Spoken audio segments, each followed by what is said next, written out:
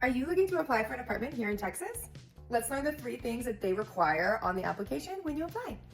One is that you're going to need to make 3 times the amount of monthly rent. Of course, if you don't make 3 times, there are a couple things that you can do about it, but for the majority of them, 3 times is required. They're going to need to see that via bank statements. Actually, it's 10 times. So don't try not to use bank statements if you don't have to, or pay stubs is the preferred way to do it. And then you could use something like an offer letter that's a little bit easier. Tax forms or an income verification letter are a little bit harder, and there's a little bit more challenges with that.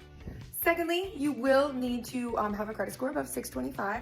If you don't have a credit score above 625, that is okay. Words. There are a couple properties that do allow lower credit. If you are below that 550 mark, though, you definitely want to reach out to a locator so that they can help guide the source and really help navigate the space, because not all properties treat credit the same.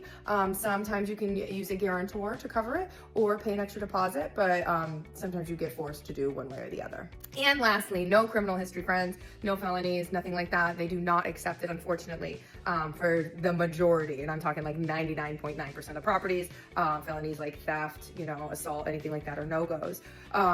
If you do something like a DWI or something like that, that is a little bit different. Some properties accept it, some properties don't. So definitely let your locator know so that they can help.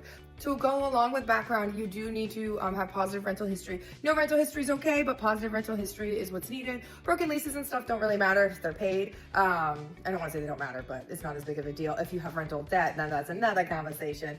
A lot of times you need to reach out to Second Chance Leasing to assist with that if it's something that you cannot pay and it is still hitting your credit.